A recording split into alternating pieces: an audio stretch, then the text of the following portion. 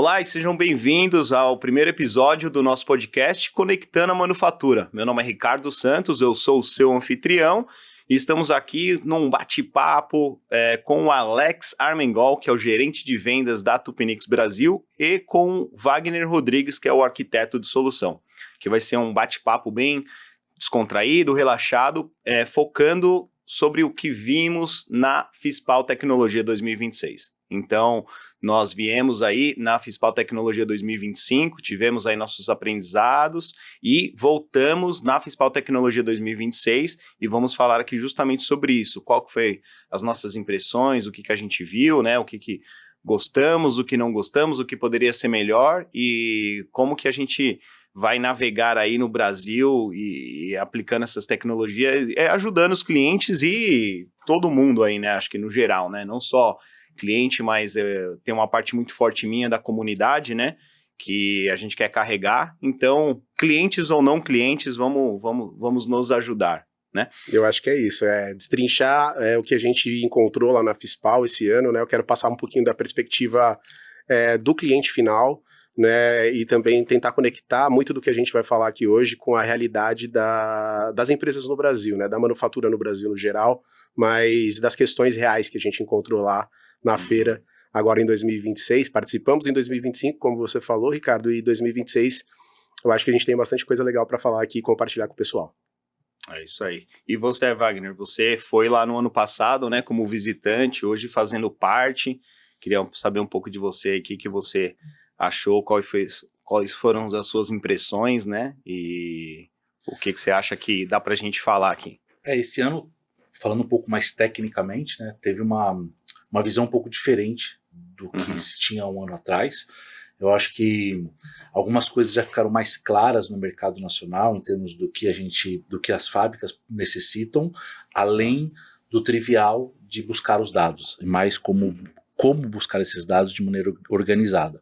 Então acho que esse ano a gente teve esse insight técnico um pouco mais apurado, digamos assim, do que no ano passado. Legal. Eu, particularmente, eu vi muito mais pessoas com o cargo como título de digital, né? Isso eu acho que foi uma coisa que Bastante. Eu não vi no ano passado, e até na parte comercial com o Alex, a gente chegou junto com tomadores de decisões e gostaram do projeto, mas você precisa justificar isso internamente e ter orçamento, né? Então eu acho que é uma coisa legal que eu quero ver a partir de agora se identificamos uma dor, sabemos como solucionar e existe um time de digital, né? De IT, não é só o time de automação. Então agora como que a gente consegue justificar aquele projeto e ter orçamento para fazer, né? Então agora sabemos que dá para fazer, né? Fizemos ali, tem bastante demos reais que mostram realmente como que dá para fazer. Então, a partir de agora chutar pro gol, e fazer, né, Alex? Uma coisa que eu senti, Ricardo, essas figuras do digital que você mencionou, elas estavam meio que fazendo uma cola entre a camada IT e OT muito bacana, no sentido de que a conversa estava mais enriquecida. Então, um dos nossos motes principais ou mensagens principais esse ano foi a capacitação ou o enriquecimento de dados, né, de dados que muitas vezes essas empresas já possuem, para a utilização de inteligência artificial com linguagem natural na camada de decisão. E isso atraiu muito a atenção do público, ao mesmo tempo que a gente sabe que existe toda uma fundação, que é justamente o que a gente é mais forte, eu posso dizer, ou mais esperto, assim, que muitas vezes esses clientes têm a perspectiva da inteligência artificial como uma camada muito mais próxima do que realmente está para a realidade dele. Então acho que vai ser bacana a gente falar um pouquinho da fundação e do que está por trás de tudo que a gente apresentou lá, porque como você falou, a gente apresentou vários demos, até algumas coisas que a gente chegou a abordar na feira Prove It, que a gente participou esse ano mais cedo lá em Dallas,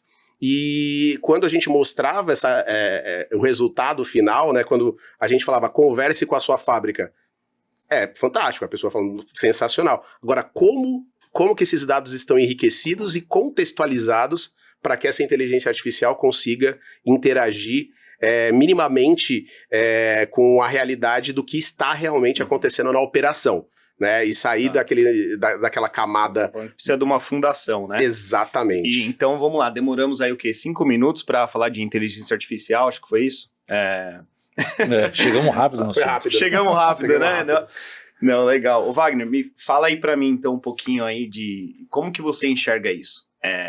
A pílula do emagrecimento, que eu falo, né, de o cara quer ir agora dos dados do jeito que ele tem, versus uma rotina aí mais estruturada, que é o que o Alex está falando, né, de como que a gente faz essa fundação, que dá para a gente fazer de uma maneira rápida, mas é preciso se fazer para chegar na inteligência artificial, né?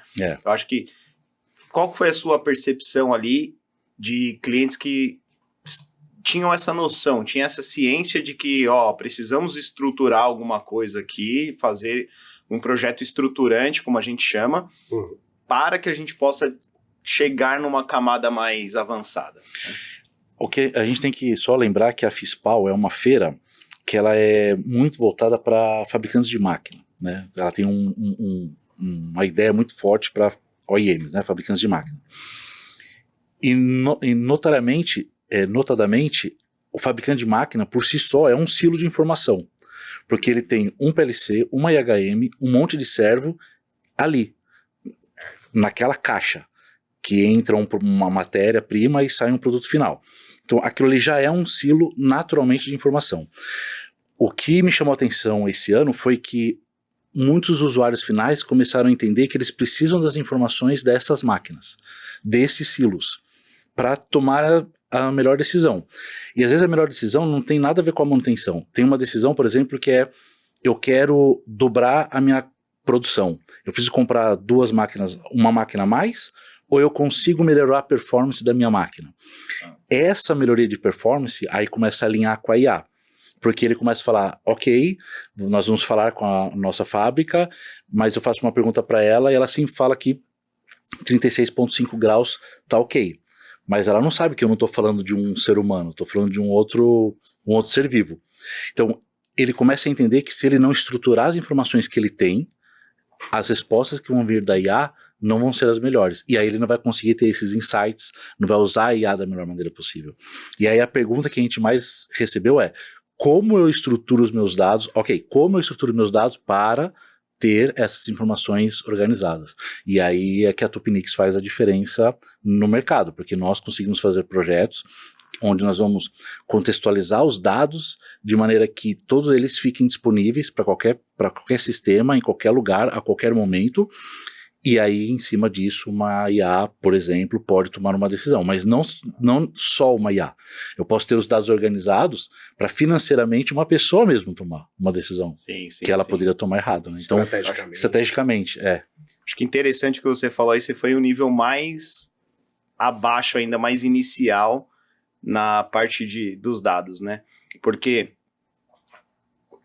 tradicionalmente, quando uma máquina entra em funcionamento, para você receber aquela máquina, né, você quer que a máquina funcione. Então, a gente sempre fala de funcionalidade. Então, os dados nunca foram um pré-requisito de aceitação. Então, se eu estou fazendo um FAT ou um TAF, até mesmo numa parte de RFQ, de compras, os dados não entram. Como que eu vou usar os dados no meu negócio? Então, eu queria saber de você, Alex, se você achou, porque... Isso, eu tive fabricantes que vieram falar comigo, né? E fabricantes de máquinas, os próprios OEMs, que querem disponibilizar esses dados, mas com esse diferencial eles precisam vender e receber alguma coisa em troca também, né? Então, é bem difícil ali onde que eles estão, porque, na minha visão, eles têm que gerar um diferencial. Então, e não cobrar um pacote separado. Aí polêmica, entendeu? Porque hoje muitos OEMs, eles querem vender um pacote de dados extra para receberem a mais. Eu acho que em um futuro muito próximo, é especificação do fabricante que todas as máquinas venham com os dados preparados e quem não se adequar não entra na lista, né? Então, para mim, eu quero entrar mais como um diferencial, tá? Então, todos os OEMs devem pensar em dados, como esses dados vão ser utilizados no negócio, e eles têm que trazer isso como diferencial, né? Quero saber de você, Alex, aí, o que você achou de os fabricantes, o cliente final, ele está buscando já esses dados que vêm da máquina, ou é uma coisa que a gente vai pensar depois, entendeu? E aí a gente sabe que é mais difícil, né? Olha, a gente encontrou diversas situações.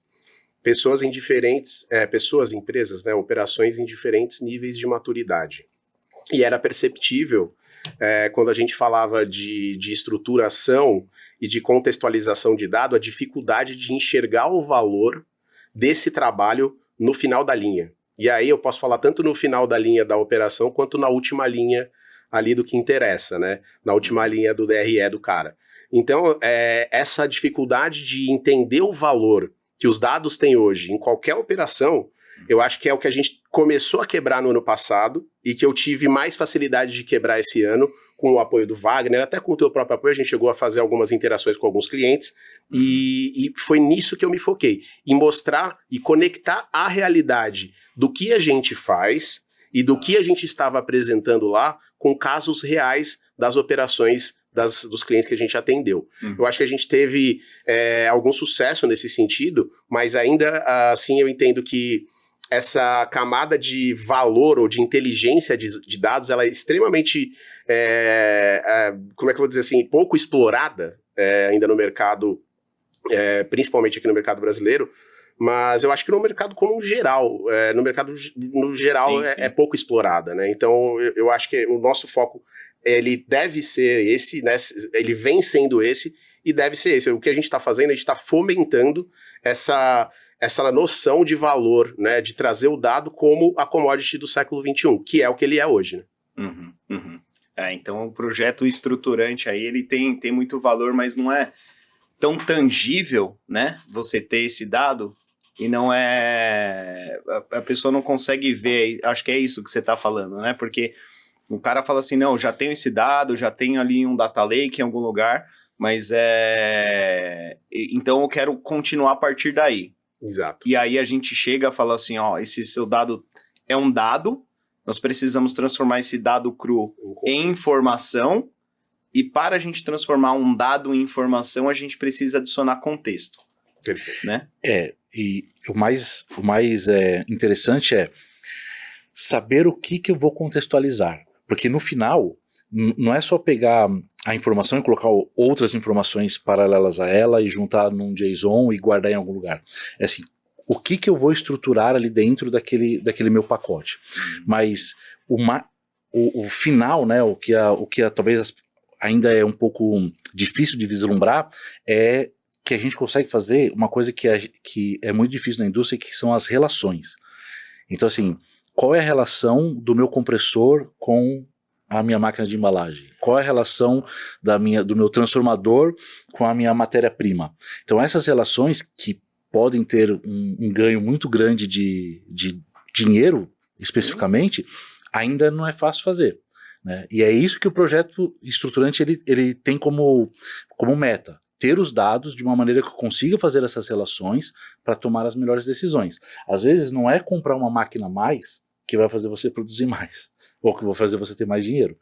Às vezes, se você melhorar a performance da sua máquina atual, você vai ter um ganho tanto quanto ou maior que adquirir uma máquina nova. Né? Eu quero voltar nesse tópico, porque é um tópico muito bom, né? Pra gente... todo mundo que está tomando decisões hoje numa área mais de presidência, mais de direção, eles estão tomando decisões hoje que vai afetar o negócio daqui 3 a 5 anos. Então o cara precisa saber quantos turnos eu tenho, qual que é a minha eficiência operacional, quanto que eu consigo puxar daquela máquina que eu já tenho hoje, para ver se eu preciso ou aumentar o turno, né, fazer um 24/7, ou continuar no meu 8/5, ou comprar mais uma máquina, né? Então a gente vai voltar nesse assunto tema aí. Só para eu amarrar, acho que eu não respondi 100% a tua pergunta, Ricardo. Quando o Wagner fala de relação para além do contexto, isso para o cliente significa tudo, porque muitas vezes o cliente está querendo dar um tiro num problema só. Quando ele resolve esse problema, na verdade ele está criando um débito técnico dentro da operação dele sem saber. Muito provavelmente esse cara está colocando alguma coisa lá para resolver um problema sem ter a estrutura, a estruturação, a fundação que a gente está falando. Certo. Vai resolver o problema dele? Vai, mas nessa visão que você está colocando, uma visão estratégica, né, uma visão estratégica que remete a planejamento, isso já faz muito pouco sentido. E eu acho que as pessoas e as empresas que estiveram com a gente na feira esse ano, até é legal compartilhar isso com o público, que esse ano a feira ela também teve ela foi mais nichada, né? Então a gente teve mais pessoas que são realmente da área de alimentos e bebidas, e pessoas que estão relacionadas à tecnologia, à automação, que estavam realmente interessadas no que a gente estava falando. E eu encontrei a dificuldade do que você falou logo na abertura. O roadmap. Onde que tá isso? Onde que cabe isso dentro do meu planejamento? Eu tenho um planejamento? Eu sei qual que é a minha dor? Não, qual problema eu quero resolver? Ó, minha opinião, hein? Eu achei que isso é o que tá mais distante. Eu também. Eu acho que o que a gente recebeu de melhor, no meu ponto de vista, foi o que o Wagner acabou de falar em relacionamentos, em relações. Então vamos lá, de novo, saindo de dados para informações, que é um dado contextualizado, né? Agora, informação para um conhecimento já é essas relações. E feedback meu é que os clientes entenderam muito essa parte, né? Porque a gente tinha ali, era bem visível, se o cara tem um sistema de utilidades, um sistema de energia, que, o Energy Management, certo? Tá ali em um silo de dados. Aí ele tem tem um sistema de produção.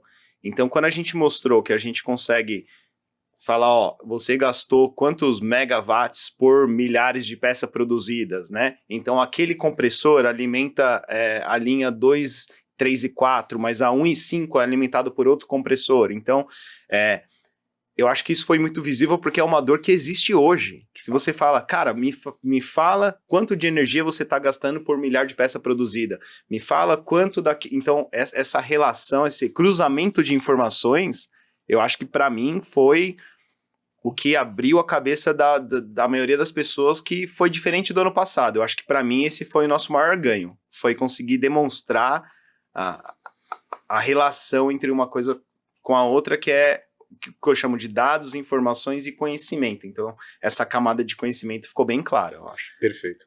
E eu não sei se é até pela quantidade de informação que agora nós temos na internet, mas a maior parte dos clientes, pelo menos que conversaram com a gente, e que nós explicávamos, isso daqui é muito interessante, mas assim, não existe uma pílula que eu vou chegar lá e colocar um software que vai fazer tudo isso funcionar. Isso aqui é uma jornada, a gente está mostrando o final da jornada, mas é uma jornada, então você tem que começar, assim, o feedback que eu tive dos clientes, a maior parte deles não, eu sei, eu quero você do começo para estruturar isso para eu chegar ali, porque eu acho que até um tempo atrás era muito assim, não, compro meu software, ou compro meu serviço, ou compro a minha consultoria, e em 2 meses você vai ter uma IA que vai falar com você. Não vai ter. O que a gente chama do projeto de transformação digital, né? Quando o cara fala, um projeto que tem começo, meio e fim, a transformação digital tem o buzzword, né? O nome de jornada de transformação digital, porque não é um projeto que você começa ali, começo, meio e fim em 6 meses. Não, existe uma estratégia, todo um planejamento, e dentro dessa estratégia a gente vai executar diversos projetos, né? Quick time to value, né? O tempo até gerar o valor. Com esse ROI você faz uma iteração e deixa esse projeto estruturante cada vez melhor, né? Então, é uma coisa bem teórica que a gente conseguiu mostrar isso até com material de apoio que a gente tem na feira, né? Sim. A gente consegue mostrar essa jornada aí. Eu queria falar um pouquinho de débito técnico, porque vocês dois lançaram aqui para mim de formas diferentes. Aí agora eu vou te falar o porquê, onde eu vou amarrar. Vai. Wagner falando como que a Tupinix consegue contextualizar e formar um JSON, né?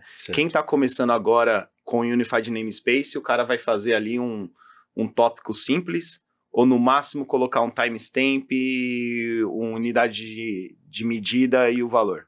Timestamp, o nome da tag e o valor. Beleza. É isso que vai ter. Mas agora, os pacotes enriquecidos que a gente tem ali, com limites máximos, a fonte de onde que ele veio, sabe? São coisas que as pessoas elas vão notar essa necessidade daqui a 6 meses, 1 ano, talvez a 2 anos, né? Então, assim, quando você está começando, mas tem que começar, não vou desencorajar ninguém a começar, tem que começar. Porém, a gente já sabe o que essa pessoa vai precisar no futuro e já faz alguma coisa future-proof, né? Okay. Que você já consegue utilizar isso no futuro. Quando eu comecei a estudar sobre o Unified Namespace, eu usei um DataOps para guardar dados num banco de dados no cloud. Certo. Só tinha o valor só. Porque eu precisava saber como era esse caminho até chegar lá. Perfeito. E aí você vai enriquecendo conforme a sua necessidade, conforme você vai aprendendo mais coisas na internet, conforme você vai testando. Você vai testando e vai descobrindo o que é realmente importante para você. Então, assim, o importante é começar. Vai lá, coloca essas 3 variáveis, entende como é que elas funcionam, porque para nós, às vezes, um JSON com 10 dados, você vai falar, talvez por 10 dados, não faz sentido para mim ter 10 dados, mas eu vou te falar assim, para a máquina faz. Para um MCP e para uma IA faz sentido ter 10 dados, faz sentido. 20 dados. Então, começa e enriquece conforme você vai se enriquecendo de conhecimento também. É isso. E talvez no futuro você atinja um lugar que você não consiga escalar, você tem que refatorar, né? Que é mudar todo o código, mas beleza. Mas o importante é começar. Problema bom. Problema bom. Você chegou aí, se você chegou nesse problema, você trilhou um ótimo caminho. Né? Então não é tanto um débito técnico quanto o que o Alex mencionou. Porque se eu tenho um problema pontual para resolver, certo? Então vou falar aqui de energia. E aí o cara vai lá e coloca um CT, um transformador, um medidor de energia e faz ali um Energy Management, na qual você não tem nenhuma API para acessar valores agregados, você não tem nenhum contexto. Ou seja, você cria um silo de dados, mas resolve o problema, é bem pontual, você tem um dashboard e você fala, cara, olha que legal, eu tenho aqui o meu sisteminha e resolveu o meu problema. Só que, quando ele chegar lá na frente e a gente tiver que fazer integrações de dados e essas relações, aí criou-se um débito técnico que vai ser um pouco custoso. Você vai ter que voltar para trás, você vai ter que gastar de novo, talvez, para fazer alguma integração, porque não foi feita com uma estratégia de interoperabilidade, que é todo o que a gente conversa sobre Unified Namespace, né? Exato. Então, Alex, se você puder ajudar alguém agora, certo? Eu vou começar ali com um sisteminha de energia, né? Então, essa pessoa, você encoraja que essa pessoa comece ou que ela traga algum tipo de consultoria, algum tipo de estratégia para que ela consiga desenvolver agora, mas já se preparando para o futuro. Fala um pouquinho sobre os serviços ali, principalmente de consultoria e roadmap que você tocou. Interessantíssimo. Essa questão é boa porque dá a oportunidade de falar sobre esse caminho, né? A gente falou sobre jornada aqui e a consultoria ou um trabalho que seja feito a 4 mãos, né? A gente costuma atender clientes dessa forma e funciona muito bem. Porque a gente não entra dentro da operação do cliente sabendo tudo, muito longe disso. A gente faz uma exploração, né? A gente explora. Então é a fase da descoberta, do discovery, né? Se a gente pensar numa jornada, num projeto ou num programa, a gente sempre vai ter essa parte do trabalho que é uma das mais importantes, se não a mais importante. Porque é o momento onde o cliente vai começar a compartilhar com a gente as necessidades dele, as dores dele, e a gente vai conseguir, como você falou, o low hanging fruit, né? Identificar junto com ele qual fruto está mais baixo para a gente pegar e para começar. Eu acho muito interessante isso, porque alguns clientes, não foram vários clientes, mas alguns clientes que eu atendi, eles tinham essa ideia eles não tinham isso dentro de um planejamento, ou seja, dentro de um roadmap, como você citou, mas eles falavam sobre POCs. Olha, eu já fiz uma POC do MES, olha, eu já fiz uma POC de uma outra solução X, e eu ficava ouvindo, eu falei, olha, esse é um dos caminhos que a gente pode ajudar vocês também, porque você não precisa começar grande, você não precisa resolver todo o seu problema agora. Então, eu acho que o valor da consultoria, o valor do planejamento, ele não serve só para a indústria de manufatura, ele serve para qualquer coisa que a gente for fazer na nossa vida. Então, se você tem uma empresa, você tem um negócio, você tem uma operação, e você quer obter resultados com tecnologia, fatalmente você vai ter que caprichar e muito nessa fase de exploração e de planejamento do que você quer fazer. Olha que você tocou um ponto legal sobre fazer a POC como parte de um projeto estruturante. Eu acho que é assim, ó. Então, deixar aqui uma dica para todo mundo. Então, se você for fazer numa digitalização, num projeto digital, alguma POC, faça um projeto estruturante em cima de uma arquitetura Unified Namespace, melhor ainda, né, de UNS, na qual você resolve uma dor rápida ali, mas você criou um projeto estruturante em cima do Unified Namespace. Então, o complicado é rodar essas POCs isoladas que o Alex falou. Exatamente. Porque o cara roda 3 POCs isoladas que não se comunicam e ela não faz parte de um projeto estruturante. Então, primeira coisa que a gente tem que pensar, vamos criar uma arquitetura aberta de interoperabilidade e esse vai ser o projeto estruturante. Então, vamos falar um pouquinho do que tinha ali no nosso stand da Tupinix, né? Bora. E como que esse projeto estruturante conseguia se conectar com vários sistemas e tecnologias. Então, agora a gente não está falando a POC daquele fornecedor que roda em um sistema, não. A gente tinha o quê? 12, 15 rodando em cima do mesmo ecossistema e eles se comunicavam, né? Eu acho que vamos passar essa mensagem de uma forma mais tangível, e se não tiver aqui vai ter imagem de cobertura, né? Vai ter outros conteúdos aí nos nossos canais para a gente falar não só de uma forma abstrata, mas que a gente consiga ver, né? Claro. De como que a gente cria um ecossistema e as tecnologias que estavam nesse ecossistema, né? Wagner, se eu tiver que começar com um projeto estruturante, fala aí para mim o que você me indica. Só para dar um exemplo em relação à feira, né? O que nós tínhamos lá? Nós tínhamos 16, como se fossem 16 fábricas. Todas elas tinham algum Edge of Network, então assim, algum dispositivo que fazia essa captação de dados e fazia essa conversa com o Unified Namespace, e nós tínhamos diversos sistemas consumindo os dados dessas 16 diferentes fábricas, mostrando que qualquer sistema novo que precisasse ser implementado era tão simples quanto começar aquele sistema em qualquer parte do roadmap. Então, se eu quisesse colocar um sistema escada novo, era só eu me conectar na nossa arquitetura e consumir os dados. Não tinha nenhum silo, nenhuma barreira. Bastava apenas se conectar na nossa arquitetura. E a grande diferença no caso da feira é que você tinha diversos fabricantes de hardware, falando assim, mas diversos fabricantes de hardware, CLP, que estavam conectados na mesma infraestrutura. Ou seja, se o usuário final dissesse o tipo de dado que ele queria, o fabricante do PLC ou o fabricante do hardware tinha que se adequar aos dados que o usuário final queria. Ou seja, o usuário final agora é quem fala como ele quer e o que ele quer. Entendeu? Então, acho que isso é uma grande vantagem de ter uma arquitetura como o ENS. Então, se nós fôssemos começar hoje, uma das primeiras coisas que nós faríamos seria uma reunião para identificar como é que o seu sistema funciona, o que existe nele. Porque você tem um RP, você tem um MES, como é que eles estão conectados? Eles se conversam? Tem muita empresa que tem um RP, tem um MES e tem uma planilha que faz a junção entre os dois sistemas, né? Então, middleware é uma pessoa ali colocando o dado de uma planilha. Certo? Exato. Então, assim, a gente avalia como que é a arquitetura atual do cliente e aí onde nós podemos chegar com aquele cliente. Então, essa é a arquitetura desejável. E aí, se existe a possibilidade, a gente começa fazendo uma POC para quê? Para identificar e mostrar para o cliente o primeiro valor agregado do que ele consegue trazer com a arquitetura dele.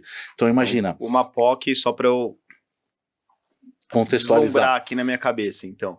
Então uma POC seria um projeto estruturante para a gente colocar um NS ali dentro. Exato. Então, eu imagino que essa primeira POC teria um esforço maior, certo? Porque a gente está colocando um projeto estruturante, o que a gente chama, né? A fundação. A fundação. Então, você vai ter um esforço maior ali de primeira, mas você está criando uma estruturação. E aí o Wagner falou, ó, se a gente chegar com mais um nó desse ecossistema, você não está replicando todo esse projeto estruturante. Não, o projeto estruturante já está lá. Você está aplicando mais o quê? 20%, 30% de esforço e dobrando, né? Exato. Eu acho que a mensagem principal é, no primeiro projeto estruturante a gente vai encontrar uma dor, vai encontrar alguma coisa que a gente consiga estruturar um projeto, vai ter um pouco mais de esforço. Então, não é para se assustar que todos os projetos terá aquele esforço. Não, o primeiro projeto estruturante tem um esforço maior, porém, cada vez que a gente coloca um nó nesse ecossistema, a gente faz iterações, o esforço é muito menor, porque a gente já construiu um projeto estruturante, né? De maneira organizada e padronizada. Então, a gente pode começar, uma vez que o projeto, esse primeiro projeto está pronto, então a gente vai começar a olhar para o sistema que a gente quer se conectar, e a gente vai falar para esse sistema, olha, para você se conectar aqui, nós vamos te organizar primeiro. Então vamos organizar você assim, e aí você se conecta ao NS. Então, uma vez que isso está colocado na fábrica, aí é a questão de ficar fazendo as implementações dos sistemas, se conectando, ao ponto de você ter uma informação, um dado em qualquer lugar, para qualquer pessoa, a qualquer momento. Então, na hora que você consegue ter isso, aí dali para frente é só escalonar para... Proposta da indústria 4, né? Informação para quem precisa, onde precisa, na hora que precisa. Exatamente. Alex, você achou que isso ficou claro para os visitantes, de que você tem um projeto estruturante inicial e depois disso você acopla tecnologias novas, outras dores dentro do mesmo ecossistema? Eu acho que, sendo bem sincero, é um caminho. A gente está no caminho. O NS, ele facilita bastante o entendimento quando a gente trabalha com a perspectiva de UNS como arquitetura, de ter esse ecossistema que não substitui sistemas, né, do cliente, mas que sim funciona com aquele termo que você falou que eu achei muito legal, que é uma espécie de data river, né, onde os dados correm, né, ao contrário, fluem, perfeito. Mas para o visitante, ficou claro? Você acha que ficou claro isso ou não? Eu acho que a gente está fazendo um ótimo trabalho aqui hoje para deixar mais claro. Eu também acho, perfeito. Eu acho que eu coloquei você em um ponto que talvez eu estava buscando essa resposta. Para mim não ficou claro. Todo mundo que eu conversava não entendia que o NS ele é um projeto estruturante da indústria 4.0, na qual você vai conseguir colocar mais tecnologias com um esforço muito menor, e esse processo iterativo, que são iterações, vai deixar esse ONS cada vez mais robusto e cada vez mais forte. Eu não consegui passar essa mensagem muito bem, foi uma das dificuldades que eu tive. Eu acho que é uma dificuldade de mercado e de momento também. Eu acredito que a maturidade está muito envolvida nessa dificuldade também. Quando a gente falou agora há pouco sobre sistemas ou soluções que resolvem um problema ou alguns problemas, mas que vão acabar dando uma dívida técnica muito num futuro próximo, né? A gente nem está falando de coisa de longo prazo, muitas vezes, né? Porque a tecnologia está excelentemente rápida, né? No sentido de ter novidades e de trazer soluções novas.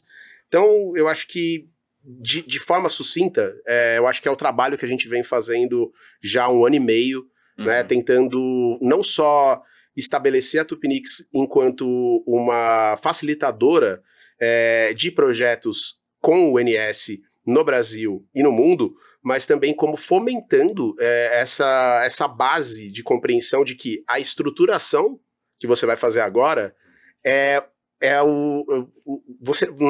gente falou muito sobre POC, né? Eu quero não me perder aqui. Mas a nossa POC, por exemplo, ela já entrega muito valor. Sim, muito valor. Sim. Mas porque o que é tem um projeto estruturante. que é o Se o cara projeto não exatamente. tem um Unified Namespace, a nossa POC é o projeto estruturante É o que ele deve fazer. que vai habilitar ele a continuar 2, 3 anos, 5 anos nessa jornada de transformação digital e ter essa maturidade, né? Exatamente. Eu acho que essa foi uma... Eu tive muita dificuldade em mostrar isso, em como articular isso, né? Até porque você não consegue pedir o que você não sabe, né? Tentando simplificar aqui, mas tem uma frase que eu gosto, que o que você quer é uma função do que você sabe.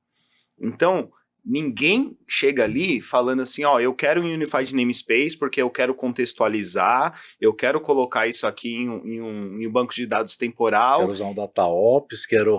Não, porque o cara não sabe. Então, esse negócio da maturidade é legal, porque assim, se você começar agora fazendo um projeto estruturante bem básico, bem tranquilo, a gente até tocou em fazer uma coisa open source como um Ming Stack. É o começo para que a pessoa consiga aprender e pedir mais coisas depois. Exato. Você imagina uma caravela chegando na costa, você não sabe o que é um bar, o seu cérebro não consegue identificar. Sua cosmovisão não tem aquilo, não existe aquilo para você, né? Você nunca viu aquilo, então você não sabe nem como interagir com aquilo. Porque como que você vai pedir aquilo, que você vai pedir uma coisa que você não sabe. Exato. Eu acho que tá, eu vou te fazer uma pergunta. Quer comentar alguma coisa sobre isso? É só 2 pontos, assim, que em relação a tendências técnicas, né? Então, o primeiro ponto isso tem uma tendência de mudar porque você viu pessoas com cargo no cargo escrito digital. Então, as empresas estão olhando para isso. Elas podem não saber ainda, mas elas estão olhando para isso.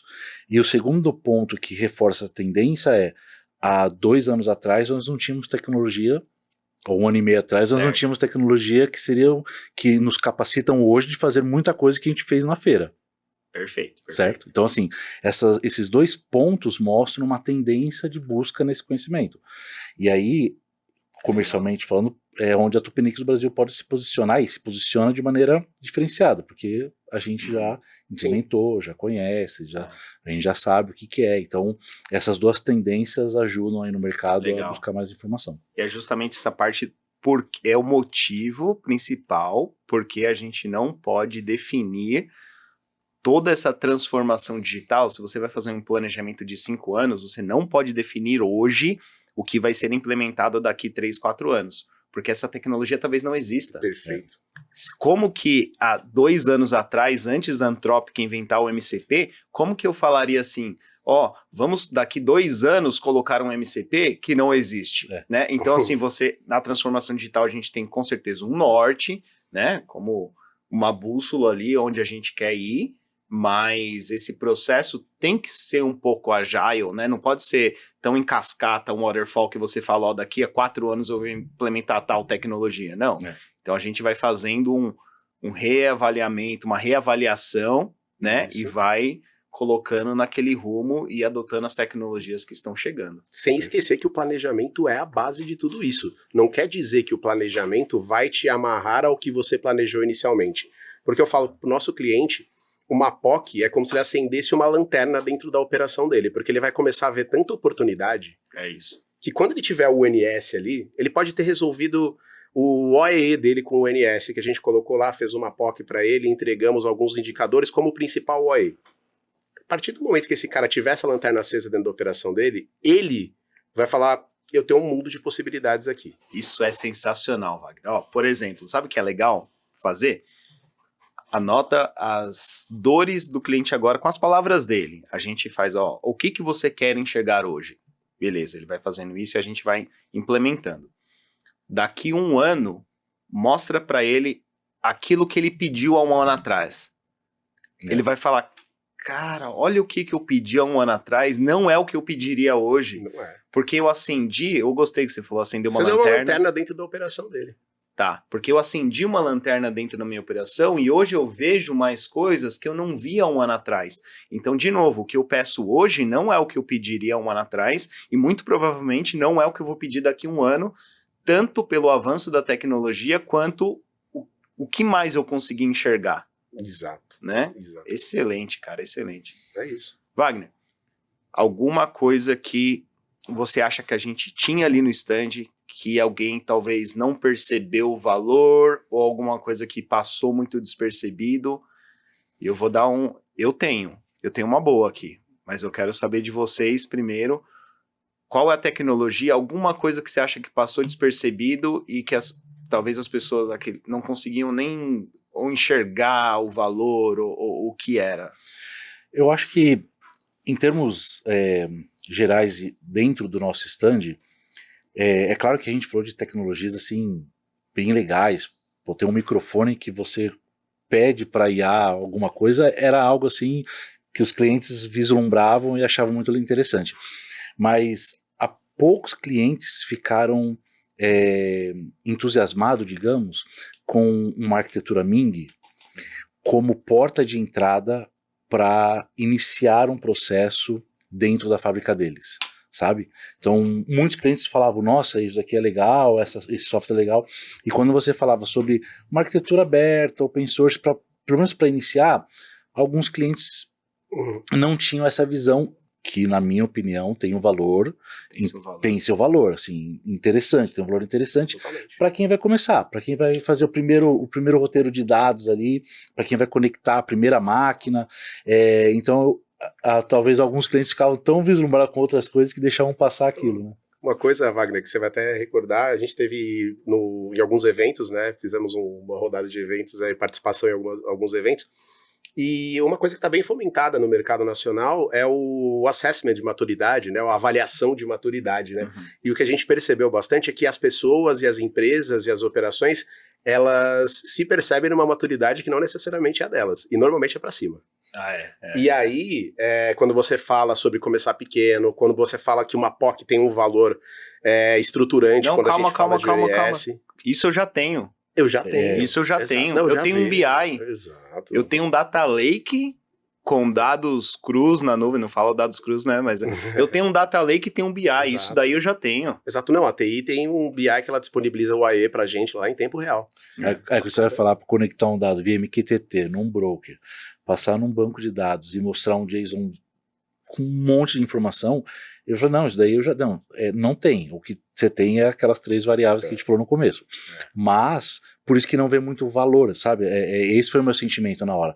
Porque se enxergasse o valor daquele começo de projeto, ia acender muitas lanternas na produção dele. Essa é a minha maior dificuldade de mostrar esse valor para alguém que não é tão técnico, ou talvez não é um Chief Technology Officer ali, né? Não é alguém que está num cargo de TI tão alto. Porque quando o cara tem isso no BI, um dado cru no BI, o que ele fez? Ele gerou um débito técnico, porque lá no BI ele está dividindo por 10. Lá no BI ele está adicionando a unidade de engenharia. Onde no ONS a gente faz o contrário. Na base, certo? O gatilho na borda, a gente estrutura esse pacote, a gente normaliza ele lá embaixo, adiciona metadados ali, ou seja, na hora que você coloca isso em um dashboard, você está apenas visualizando todos os cálculos que ocorreram lá embaixo. Agora, quando o cara acha que já tem aquilo, o que ele tem? Ele tem muitos cálculos ali sendo feitos na tela, de dados que estão vindo de fontes separadas, meio desorganizada. Então agora, se eu tenho que construir um outro sistema para contextualizar essas informações, você tem que dividir de novo por 10, você tem que mudar a unidade de engenharia de novo, você tem que fazer todo um trabalho de cientista de dados que vai ser muito mais custoso. Muito mais. E se a gente pensar, até logicamente faz todo sentido, a gente até fala muito daquele mantra, né?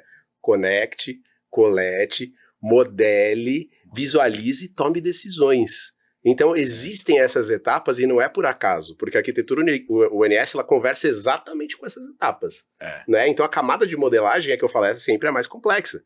Então, dependendo do teu cenário, é uma coisa, dependendo do outro, é outra. Então, eu acho que isso que você falou é muito interessante. Mas eu queria perguntar para vocês dois agora, eu vou fazer uma pergunta para vocês. Tecnicamente, na feira de 2025 para 2026, a gente mudou um pouco o nosso approach, né? A gente falou muito sobre estruturação e tudo mais, mas a gente falou muito sobre inteligência artificial. Vocês viram o resultado desse approach de inteligência artificial de fato trazendo clientes mais preparados para a gente esse ano? O que você acha aí, Vai? Assim, a inteligência artificial chegou em vários lugares nesses últimos tempos. Por exemplo, muita gente usa o Copilot como uma inteligência artificial conectada no dia a dia daquela pessoa. Então ela imagina que essa inteligência artificial é a mesma que vai utilizar dentro de uma fábrica. Pode ser, pode não ser, cada projeto vai ter a sua característica, mas o que eu senti é que as pessoas chegaram, digamos, mais fluentes no que é uma inteligência artificial, não tecnicamente, mas fluentes. Falavam mais, sabiam um pouco mais, tinham um pouco mais de conceito, tinha mais contato com ela no dia. Além do famoso digitar lá no chat GPT alguma pergunta. Me ajuda a responder esse e-mail. Me ajuda a responder esse e-mail. Já tinha um pouco mais de contato assim, técnico, né? Muita gente nos últimos anos começou a fazer código de software usando inteligência artificial. Então, isso eu senti. Legal. É mais comum de se falar. Acho que há 2 anos atrás você falar que tinha uma IA, já vieram algumas perguntas do tipo, tem que ser na nuvem ou pode ser uma IA local?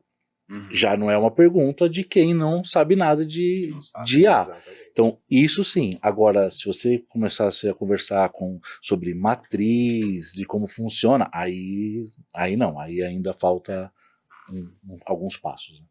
Legal. Não, eu acho que conversa com aquela parte ali de você ver chegando uma caravela e você não consegue identificar o que é, né? Eu lembro a primeira vez usando o ChatGPT em 2022, talvez, não lembro quando era, que eu não conseguia ver exatamente o que aquilo fazia até eu criar uma conta e ir lá usar, né? Eu acho que muita gente, quando a gente fala de ONS agora, está numa situação parecida, que está entendendo, a gente fala aqui do que é, mas sem chegar lá no nosso stand e tocar e a gente mostrar, não consegue talvez entender aquilo, né? Então quando eu entrei ali e contei uma história, né? Meu filho contou uma história sobre um planeta e eu falei assim, cria uma historinha para eu contar pro meu filho em 5 minutos, né? Na hora dele sobre esse planeta feito de sorvete, tal. Cara, me deu uma historinha com começo, meio e fim, tal, sobre o que o meu filho me contou, né? Então ali foi a primeira vez que eu falei, poxa, peraí, agora eu tô começando a entender o que isso faz, né?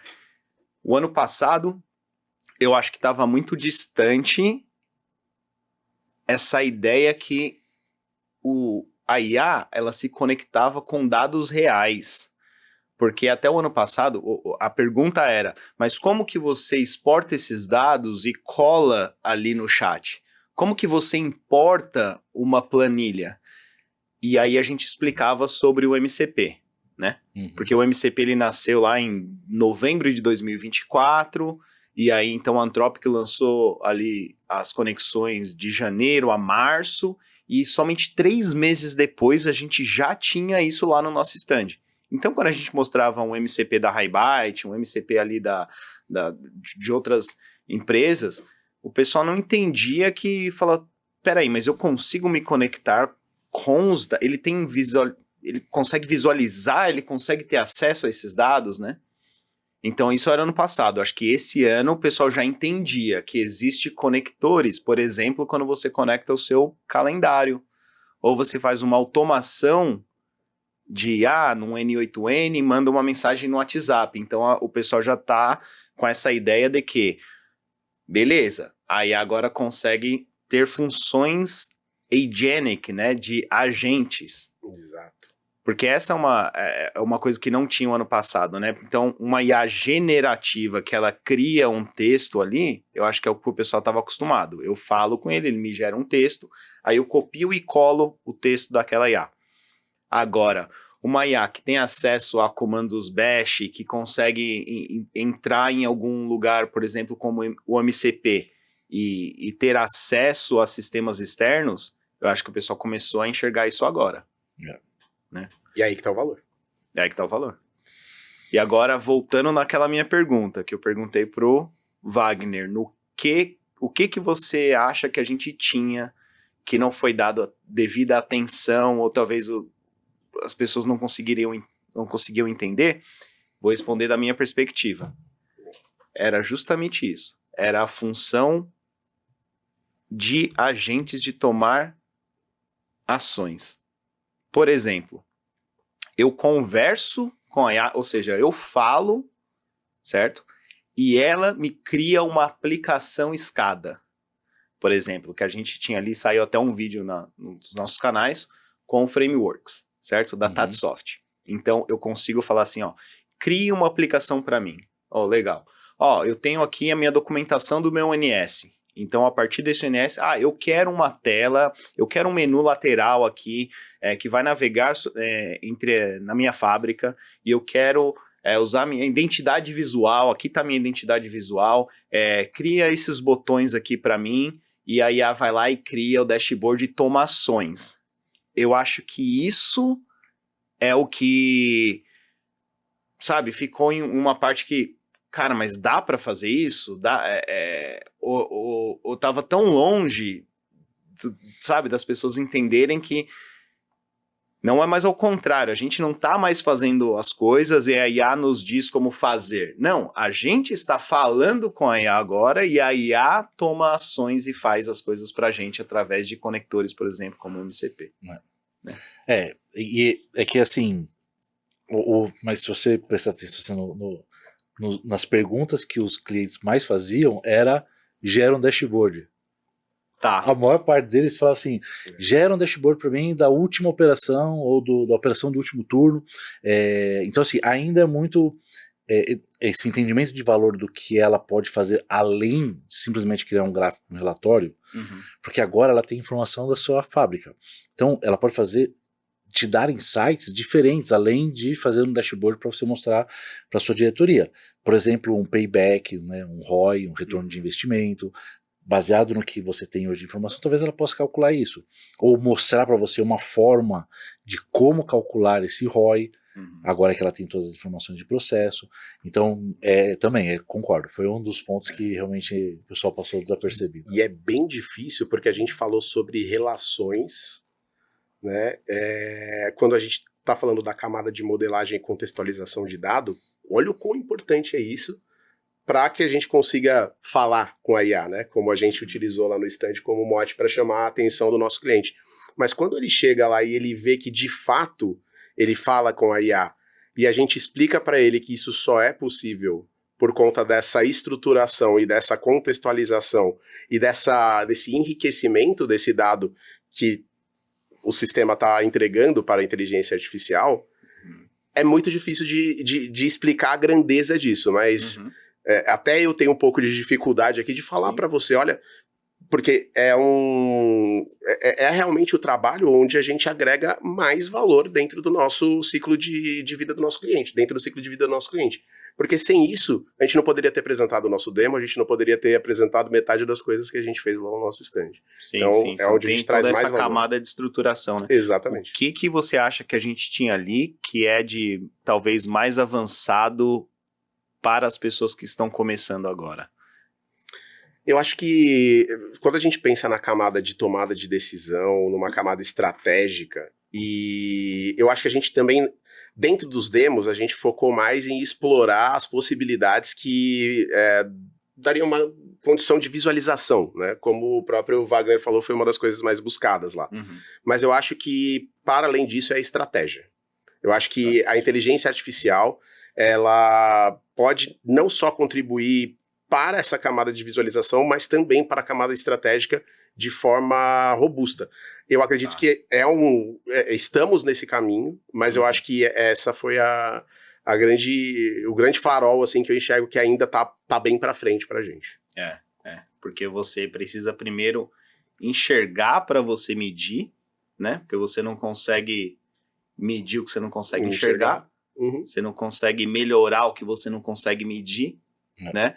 Eu acho que é bem legal isso daí, então, porque eu não tinha pensado nisso. Pensando agora, enquanto você tá me falando. Bem legal, porque, então, o valor que isso tem que aí vai conectar com o que você disse sobre o que eu preciso fazer, comprar mais máquinas, estender os meus turnos, né? Então, assim, quando a gente começar a enxergar tudo isso, a gente vai começar a medir e aí a gente vai criar planos de melhoria baseado em evidências, não é? Porque um tiro certeiro, um chute calculado, não é? Isso. É o que a gente faz hoje, em melhoria contínua, né? E eu não vou tomar esse crédito desse insight, tá? Esse insight veio de um dos atendimentos que eu fiz, onde o cliente trouxe uma dinâmica de import-export complexa, que tinha relação direta com a capacidade dele de ter em estoque a preço de mercado, ou dólar internacional, ou câmbios diversos, ele acho que também fazia negócios com a China. Então, olha onde a gente está chegando. Então, esse cara, ele consegue, com uma estruturação de dados, trabalhar com uma inteligência artificial, ou pelo menos ele consegue trabalhar com uma arquitetura UNS para consumir dados desses sistemas diversos, eventualmente até de um broadcast. A gente está falando de mercado, a gente está falando sobre câmbio, variação de moeda. Cruzar dados financeiros, dados de cadeia de suprimentos. Cadeia de suprimentos, né? Coloca no RP dele, no warehouse management dele. Então, você entende como isso é muito poderoso e muito valioso, né? Então, acho que esse uma coisa legal. E para você, Wagner, tecnicamente, o que estava mais longe ali? Não sei se você vai dar a pergunta que eu quero, né? A resposta que eu quero. Eu tenho alguma coisa em mente, mas para mim, tem uma coisa ali bem específico que estava muito longe de ser compreendido, porque essa pessoa só vai saber daquilo, agora eu vou falar daqui 3, 4 anos. E a gente tem lá. Não, tinha uma aplicação, e aí linkando um pouco com o que o Alex falou, mas tinha uma aplicação bem legal, que era num PLC da Opto 22, em que você fazia o consumo de uma água, um refrigerante e tal, e existia um controle de estoque do fornecedor de insumos para essa loja. Então, o fornecedor sabia quando aquele estoque estava caindo e ele mesmo já avisava aquela loja, falou, você precisa comprar mais, seu estoque mínimo é de 12, você já está em 14, pelo jeito, logo você vai baixar, aqui já tem uma proposta de comprar mais 12. Essa aplicação eu achava bem interessante, mas aí você precisa ter um ONS dos dois lados, mais ou menos. Você tem que ter um ONS na fábrica A e na fábrica B, para que elas possam se conectar, trocar os dados que são importantes de serem trocados, com a mesma qualidade, com o mesmo contexto, e isso eu acho que ainda estamos alguns anos de se tornar realidade, mesmo porque nenhum ONS na fábrica 1 a gente tem ainda, né? Mas tem gente pensando nisso hoje. Sim, tem gente... Tá? Eu falo porque tem gente falando sobre isso, e até em podcast aí, e falando sobre os desafios da cadeia de suprimento. Só na feira eu já falei com uns 3, e fora da feira é um desafio que é bastante comum, né? De como que a gente resolve um problema de matéria-prima em um fornecedor, né? Para a gente agregar valor aqui na manufatura, e também depois no final dessa cadeia, então o meu armazém, o quanto que eu tenho de produto estocado e como que o meu cliente, como que esse produto está no meu cliente, diversas maneiras. Por exemplo, como que o meu cliente está estocando esse material, porque se ele precisa ser refrigerado e manter uma certa temperatura, né, esse cliente vai me devolver o produto depois se ele não foi refrigerado. Estragado, né? Devolve estragado, por exemplo. Não, a cadeia de suprimentos farmacêutica, por exemplo, onde você tem a rastreabilidade para saber onde um determinado medicamento foi vendido, para quem foi vendido, né? Caso uma pessoa passe mal, química fina, né? Fazer remédios, por exemplo, para doenças mais complexas como câncer e tal. Exato. Então, nessa cadeia de suprimentos inteira, se você tem uma arquitetura ONS conectada entre si, ela resolve um monte de problemas. Com segurança. Com segurança, entrando, exatamente. Não é ideia a gente entrar muito técnico aqui, mas o ONS ele resolve de uma maneira muito boa, principalmente usando o MQTT. né? Então, assim, a gente tem autenticação, sabe, todos os mecanismos que a gente precisa para essa troca de informação de uma maneira bem segura, né? Inclusive, vai ter um videozinho saindo desse da cadeia de suprimentos. Sim. Que vai bem legal. Agora, outra coisa, ó, o que eu acho que está no ápice ali da tecnologia, que quem está começando agora não vai identificar essa dor nos próximos 2, 3 anos. Eu sei que a gente falou de relação, mas é justamente o Knowledge Graph, né? É esse grafo para a gente mapear relações. Então, é uma coisa que a gente tinha ali tanto no demo da Thread, que é baseado no Ignition, né? Que a gente consegue colocar ali, estabelecer relações entre nós. Aquilo dali é uma coisa que é aquilo que o cara vai pedir daqui 3 anos, ele vai olhar e falar, nossa, eu nunca pediria isso nos primeiros 6 meses, porque eu não sabia primeiro que aquilo existia, eu não sabia que aquilo seria uma dor, né? Então ele precisa passar por isso, né? Até ele identificar, e se você quiser acelerar um pouco desse conhecimento, é o conhecimento que a gente traz. Exato. Né? E nesse caso específico, né, você também tem a dificuldade de ter os dados os dados preparados para fazer essa relação. Porque, lembre-se, se você tiver 2 linhas que fazem o mesmo produto, a chance de você ter uma linha em graus Celsius dividido por 10 e a outra não é muito grande. Então, assim, você nem consegue fazer esse grafo se você não tiver os dados estruturados e organizados da maneira correta. Então, nem se sabe que precisa ainda, né? Mas a hora que você tiver esse dado realmente organizado, e aí você for fazer essa relação, aí ela vai funcionar de maneira correta, né? Então, esse é um outro ponto. Né? Se não tiver esse projeto estruturante pronto, nem isso daí a gente consegue fazer. Nem isso a gente consegue fazer. Muito bem, muito bem.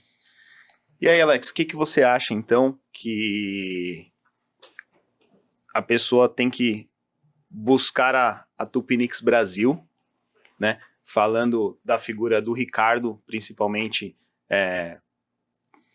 como um apoio, digamos assim, do que a gente faz lá fora, né? A Tupinix Brasil hoje roda sem o Ricardo, mas eu acho que um dos diferenciais é que a gente consegue trazer esse know-how, toda essa tecnologia com um canal direto lá de fora, certo? Para auxiliar aqui, coisa que talvez alguns concorrentes não teriam e teriam que passar por toda essa dificuldade. Fala um pouquinho para mim aí das vantagens que tem de alguém chegar e, vamos dizer assim, consumir direto da fonte, que é a Tupinix hoje, que já passou por tudo isso lá fora, e aí a gente consegue trazer um pouquinho mais disso para cá.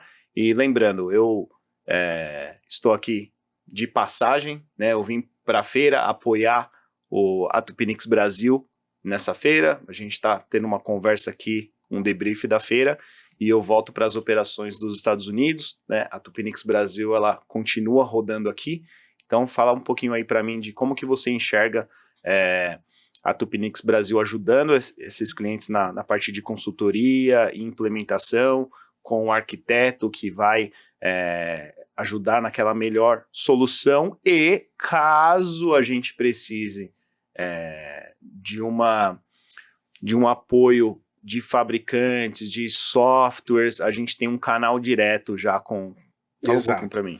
Exato. Olha, eu acredito que a palavra é conexão, né? Eu acredito que a gente tem uma conexão quase que direta com algum dos players mais relevantes do mercado, e não é pelo fato deles estarem nos Estados Unidos, ou na América do Norte, ou na Europa, e não é uma questão geográfica, né? É uma questão de fronteira da tecnologia.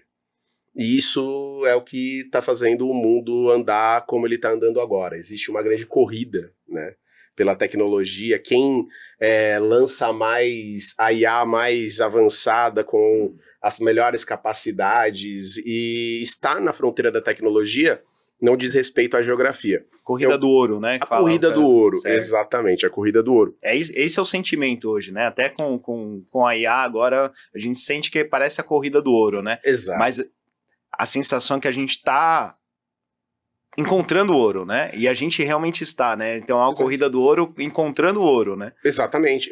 Uma corrida do ouro encontrando ouro e voltando para a tua colocação que eu achei interessante. Primeiro a conexão. Atualmente a gente é revendedor autorizado da Flow Software aqui no Brasil. Nós temos parceria com a Opto 22 e outras parcerias com a Belara também, grandes parceiros nossos que estiveram conosco lá na Pruvit em Dallas. E estar nessa comunidade, estar nesse meio onde a gente está falando sobre tecnologias da fronteira da tecnologia, ou seja, no sentido de vanguarda, eu acho que adianta muito o caminho do nosso cliente no sentido de eu estou procurando o que está realmente na fronteira da tecnologia, eu quero trabalhar com isso, eu tenho capacidade, eu tenho um roadmap ou eu preciso de ajuda, mas eu quero conversar com alguém que me coloque num caminho seguro e num caminho onde eu saiba que já foi experimentado. Eu acho que eles buscam muito isso. Segurança, Ricardo. Então, o que eu posso dizer, resumindo? Conexão e segurança. O que a gente pode fazer aqui no Brasil e que a gente vem fazendo desde o ano passado é fruto de uma experimentação que ocorreu há anos atrás no mercado norte-americano e europeu e que a gente, felizmente, pôde participar através da figura do Ricardo e de outros colegas que estão trabalhando com a gente lá nos Estados Unidos, e a gente bebe dessa mesma fonte, né? Aqui no Brasil estamos eu e o Wagner aqui mais ou menos na linha de frente, mas a gente tem uma grande equipe por trás da gente também que trabalha com essas aplicações e bebe da mesma fonte dessa turma boa lá dos Estados Unidos. Perfeito. E você, Wagner, qual que é a visão que você tem de mercado, de que eu gostei muito do que o Alex falou, de que eles não estão buscando, não é um laboratório para você fazer experimentos, certo? Então eu, como cliente, eu quero ter uma solução validada, né? Eu estou buscando referência, autoridade, né? Então como que você enxerga isso que a Tupinix consegue trazer um pouquinho dessa autoridade, consultar junto com essa comunidade? Eu acho que uma palavra legal que você usou foi até uma das formas com que nós nos conhecemos, né? Através de uma comunidade, a gente se fala, então tem bastantes players ali que se a gente tem alguma dificuldade, se a gente quer bater uma bola, falar, pô, eu tenho opção número 1, 2 e 3, qual que é a melhor, né? Diante do cenário A, B ou C, certo. Né? São pessoas experimentadas, né? Você faz parte da comunidade e vocês também já estão em contato com essas pessoas há um bom tempo, né? Então vocês sabem muito bem os cenários e as dificuldades que eles passaram e é o que a gente tenta evitar. O que você acha aí, Wagner, então, desse acesso a essa comunidade, a esse grupo de pessoas, né, que a gente tem, diferentemente se a gente fosse começar e reinventar a roda?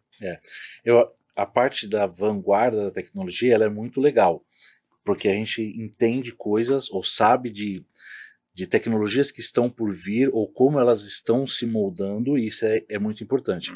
Mas eu acho que, falando um pouco da parte de arquitetura de soluções, o melhor é ter, em relação à comunidade, porque a gente sabe como nos conectar para achar a melhor solução para aquele caso em termos de solução já aplicada, entendeu? Nesse cenário, a gente usa essa arquitetura, mas a gente não usa essa arquitetura que a gente acha que é melhor. Não, é porque ela, dessa maneira, vai ser a melhor, porque a gente já experimentou, a gente já sabe, a gente já testou, existem pessoas na comunidade ou pessoas que nós conhecemos, além do próprio Ricardo, que nos dão esse suporte técnico, né? Eu acho que isso é muito importante da gente elaborar em termos do Brasil, né? Então a gente tem esse suporte vindo de fora. Então tem a parte da vanguarda da tecnologia, mas também tem a segurança de trabalharmos com arquiteturas que já foram previamente implementadas, né? A gente não pode confundir POC, que é a prova de conceito, com teste. Não, jamais. Né? Isso não é um teste. A prova de conceito nós vamos provar na sua arquitetura o valor daquele sistema. Não é um teste, a gente não está testando para ver o que vai acontecer. Não, é uma prova de conceito. Nós estamos provando que aquele conceito funciona. Como é que a gente sabe que aquele funciona? Porque nós já testamos antigamente, já fizemos projetos, tem todo um histórico, não só da empresa, mas das pessoas que já trabalharam em diversos projetos, né? Perfeito. Então, tem toda a nossa equipe no Brasil que nos suporta e é sensacional, são pessoas bem gabaritadas, então tudo isso é o que a Tupinix do Brasil pode oferecer.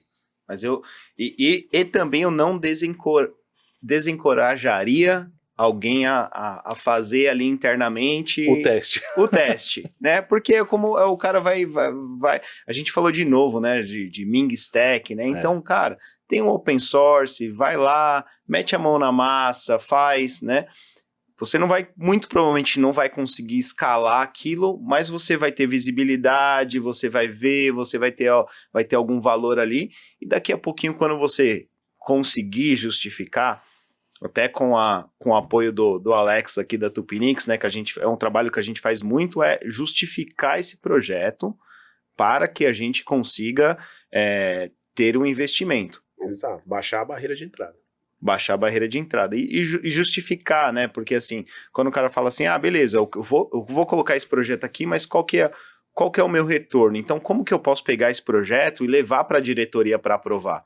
Porque muitas vezes esse cara não tem um orçamento. Exato. Então, se ele não tem um orçamento, primeiro ele precisa conhecer para que ele consiga fazer uma requisição de projeto, justificar o possível retorno financeiro ali para fazer um projeto, né? Exato. Quando a gente está falando de uma empresa mais estruturada, né, e aí eu vou falar um pouquinho aqui algumas comerciais, a gente tem o nosso ICP, a gente tem o nosso perfil de cliente ideal, e a gente trabalha com empresas ultra estruturadas e com empresas médias e grandes na maior parte do nosso portfólio.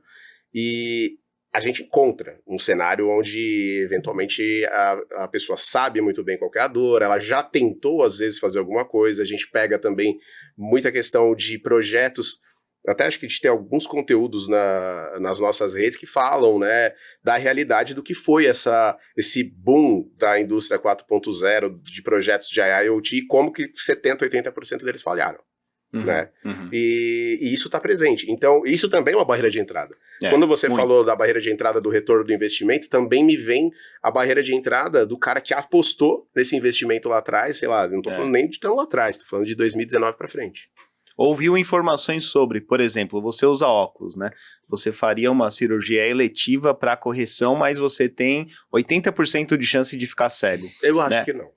É o que tem. Eu prefiro. Mas é o que tem hoje, né? Hoje, Deloitte, Boston Consulting Group, Accenture, né? Os dados são, McKinsey, são 70%, 80% desses projetos dão errado. Exato. Então, como que você vai escolher fazer um projeto desse com uma grande chance de falhar? Exato. Eu não faria. Porque eles não falam 70, 80 projetos com essas empresas. Não, 70, 80 projetos com essas características falham. Com essas Você entende? Então... E o cliente, que você falou do ICP, assim, e vem quais são os perfis dos clientes que nos procuram, né? E pelo bem ou pelo mal, geralmente não é quem está começando, é o cara que deu errado, descobriu sobre Unified Namespace e fala, cara, tudo que deu errado ali é o problema que você resolve, né?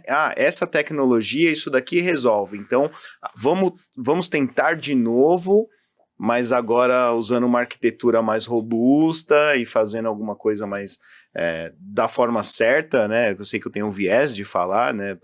Da forma certa. Da forma certa, o Unified Namespace, mas é o que mostra, né? O mercado mostra aí. Como qualquer arquitetura, né? Eu acredito que a gente bate muito nessa tecla, ou pelo menos eu, sempre nas minhas conversas com o Wagner, contigo, ou com outros técnicos do nosso time, eu bato muito na tecla de que a modelagem, a capacidade de estruturação frente ao cenário, obviamente, né? Porque não é um martelo que bate em todos os pregos. O problema do cliente não é sempre prego. Então a gente olha o valor que tem um assessment bem feito, uma descoberta bem feita, um NS bem estruturado, bem implementado, é o que vocês falaram, dá para fazer um NS, sabor o NS, que acho que até você brincou no vídeo ali com o meme, né? Dá para fazer. Agora, fazer isso com qualidade, fazer isso com experiência e com segurança, é que eu acho que a gente... é o grande diferencial que a gente tem. É isso, né? É isso. Então, eu tô tentando trocar bastante figurinha com os nossos técnicos para entender como que eu consigo transmitir isso de uma forma mais clara possível para o nosso cliente final. Fazer uma pergunta aqui. O cliente final procurando isso daí, Wagner.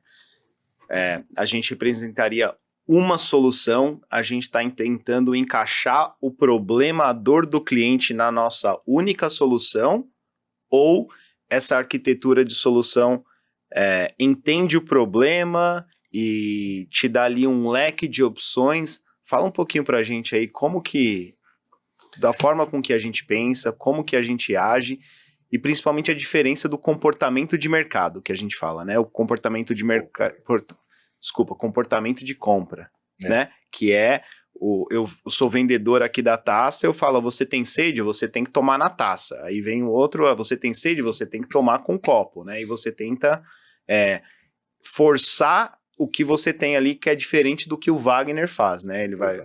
Vou queimar a largada aqui, mas não é... A gente não força que você use esse. A gente entende o que você tem que tomar. Você tem que tomar um vinho, você vai usar uma taça. Você vai usar isso, você tem que tomar um copo, né? Então, como que você entende isso e dá a melhor solução para o cliente? Fala um pouquinho aí. Isso é o que a gente nunca vai fazer. A gente nunca vai forçar um problema de um cliente a se encaixar em um quadrado só para a gente utilizar aquele quadrado, né? Então, o que a gente sempre vai fazer, mas não é muito um roteiro assim certo, porque cada cliente tem um momento de entendimento e tal, mas em geral, o que nós fazemos a primeira coisa, nós entendemos o que o cliente tem em sua fábrica, quais são os dispositivos, quais são os produtos, como é que eles se comunicam, como é que é o processo dele, em termos de um processo químico é diferente de um processo de óleo e gás.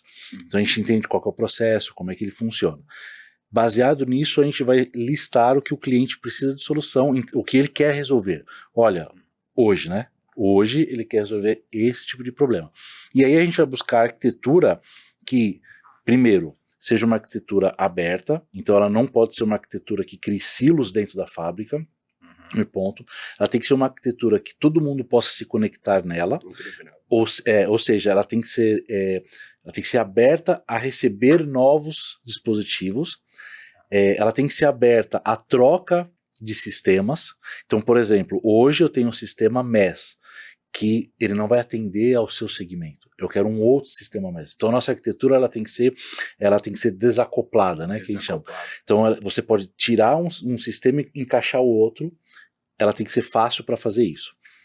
E o principal, ela tem que se estruturar para que todo mundo possa ter os dados a qualquer momento, a qualquer lugar, e disponíveis para qualquer tipo de pessoa ou sistema. Então a gente monta essa solução, a gente monta as opções, e aí a gente vai conversar com o cliente. Olha, existe esse tipo, aí a gente faz um link com o comercial, porque existem empresas que têm um budget já estabelecido, tem empresas que não têm um budget estabelecido. Então a gente vai alinhar com o comercial dessas soluções, quais são as que se apresentam melhor para o cliente, e aí definida essa solução, a gente começa a fazer a parte de projeto mesmo, uma vez que a gente inicia e começa a fazer a implementação. Em geral, é essa arquitetura que a gente faz. Legal. E se eu fiquei interessado, se eu gostei aqui, eu tô assistindo essa gravação maravilhosa aqui, eu gostei do que eu vi, mas para mim ainda tá um pouco na teoria, eu não consigo, não é tangível para mim, né?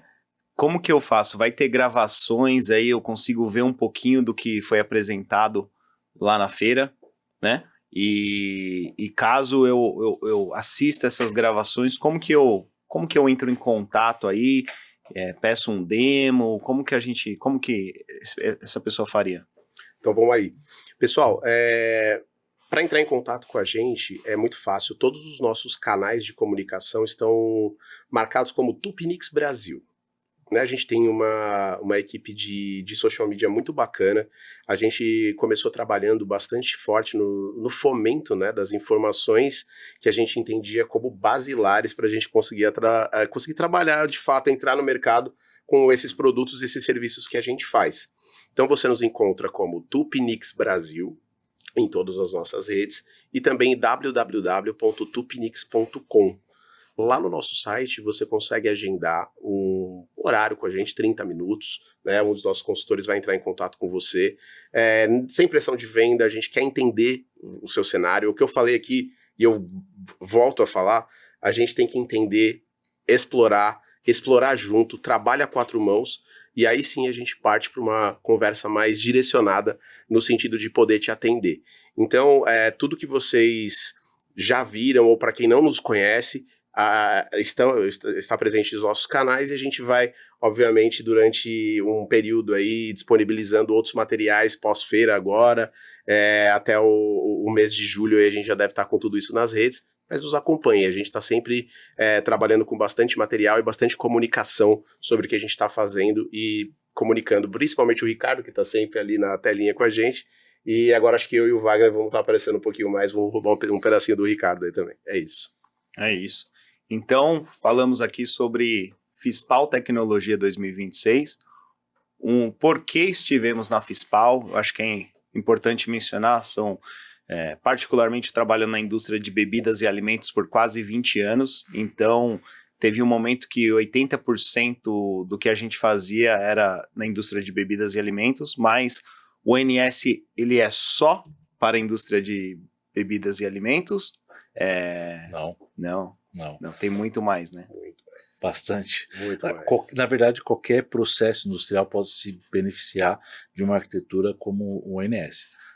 Nós temos aplicações em óleo e gás, temos aplicações, uma grande parte em alimentos e bebidas, mas, na verdade, qualquer processo industrial... Química farmacêutica. Pode se beneficiar papel dessa celulose.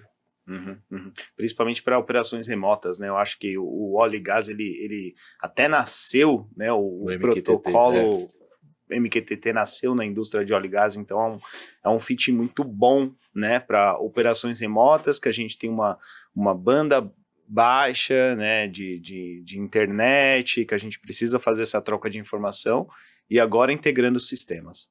Não é? É isso. Então é isso. Então fica aqui nossa mensagem. Vamos encerrando por aqui, né? Batemos um papo sobre FISPAL Tecnologia 2026, como que a Tupinix estava lá. O Ricardo com as operações nos Estados Unidos, na nossa matriz, e a filial do Brasil aqui, agora em São Bernardo do Campo, então no estado de São Paulo, atendendo todo o Brasil. Então a gente tem esse mesmo know-how que a gente tem da matriz chegando aqui, né? E consegue atender todo mundo aqui, o mercado brasileiro, tá bom? Então, fiquem aí, um grande abraço do Ricardo. Alex, salvas finais, hein? Queria agradecer a participação do Wagner aqui com a gente hoje, né? Ricardo, obrigado também de você estar aí com a gente. Eu sei que você já está aqui no Brasil já há um tempinho, né? E é um prazer poder trocar essa ideia com vocês. Espero que a gente tenha colaborado e dado uma visão bacana do que aconteceu na FISPAL. E fiquem ligados nos nossos canais. Eu acredito que tem muito conteúdo bacana, historicamente, mas muita coisa que vai sair ainda. Então é isso. Eu agradeço também a chance de participar aqui no podcast. Eu acho que quanto mais a gente conversar sobre o assunto, mais a gente consegue difundir ele, e acredito que agora, com essa nova onda de tecnologia vindo cada vez mais pessoas interessadas, a gente vai conseguir ter um pouco mais de material e conversar com mais clientes sobre essa arquitetura. Com certeza, é isso. Muito obrigado, nos acompanhe nas redes sociais e até a próxima. Tchau.